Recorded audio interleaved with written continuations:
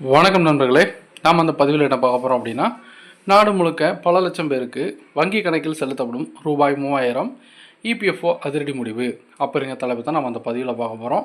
நீங்கள் நம்ம சேனலுக்கு புதுசுன்னா சேனலை மறக்காமல் சப்ஸ்கிரைப் பண்ணிக்கோங்க, கூடவே பெல் ஐக்கானையும் ப்ரெஸ் பண்ணுங்கள். வாங்க நம்ம வீடியோக்குள்ளே பார்ப்போம். ஒவ்வொரு வருடமும் ஒவ்வொரு மாதமும் புதிதாக பணிக்கு சேரும் ஊழியர்களுக்கு அவர்களின் நிர்வாகம் சார்பாக இபிஎஃப்ஓ கணக்கு தொடங்கப்படும்.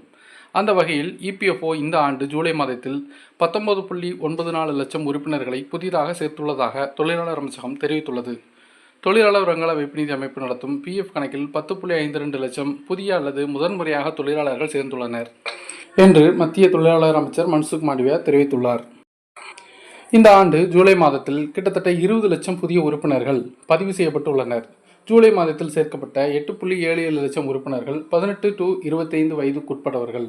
ஒரே மாதத்தில் சேர்க்கப்பட்ட மிக அதிக உறுப்பினர்களின் எண்ணிக்கை ஆகும். இது சமீபத்திய தரவுகளின்படி 18 to 25 வயதுக்குட்பட்ட 6.2 லட்சம் உறுப்பினர்கள் முதன்முறையாக வேலை செய்பவர்கள் அல்லது புதிதாக இணைந்தவர்கள் ஆவர்.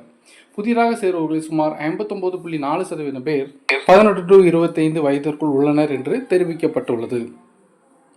ஏற்கனவே தொழில் உற்பத்தி துறையில் முதன்முறையாக பணிக்கு சேரும் ஊழியர்களின் வருங்கால வைப்பு நிதி சந்தாவை அரசே செலுத்தும்.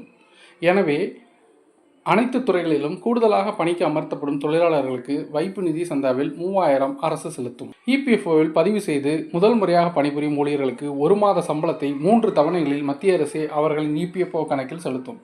15,000 வரை அதிகபட்சம் மத்திய அரசு செலுத்தும். இதற்கான தகுதி வரம்பு மாதத்திற்கு ரூபாய் 1 லட்சம் சம்பளமாக இருக்கும் என்று அறிவிக்கப்பட்டது. அதன்படி ஜூலை மாதத்தில் இபிஎஃப்ஓவில் இணைந்த 19.94 லட்சம் உறுப்பினர்களுக்கு குறைந்தபட்சம் ரூபாய் 3000 இருந்து வங்கி கணக்கில் பணம் வழங்கப்படும் என்று அறிவிக்கப்பட்டுள்ளது. இது அவர்களின் நேரடி வங்கி கணக்கில் செல்லாமல் பிஎஃப் வங்கி கணக்கிற்கு செலுத்தப்படும் என்று அறிவிக்கப்பட்டுள்ளது. தொழிலாளர் அமைச்சகம் இபிஎஃப்ஓவின் செயல்பாடுகளில் பல்வேறு மாற்றங்களை கொண்டு வந்துள்ளது. இந்த புதிய டிஜிட்டல் கட்டமைப்பு மாற்றப்பட்டுள்ளது. முன்பு இதில் பணம் எடுப்பது மிகவும் கடினமான காரியமாக இருந்தது. தற்போது அதில் மாற்றம் செய்யப்பட்டுள்ளது. அதேபோல் ஒரு வேளையில் 6 மாதங்கள் பணியை முடிக்காத புதிய பணியாளர்கள் முன்பு இபிஎஃப்ஓ தொகையை எடுக்க முடியாது. இந்த கட்டுப்பாடு நீக்கப்பட்டுள்ளது. இனி நீங்கள் பணி சேர்ந்த அடுத்த மாதமே கூட பிஎஃப் தொகையை திரும்ப பெற தகுதி பெறுவீர்கள்.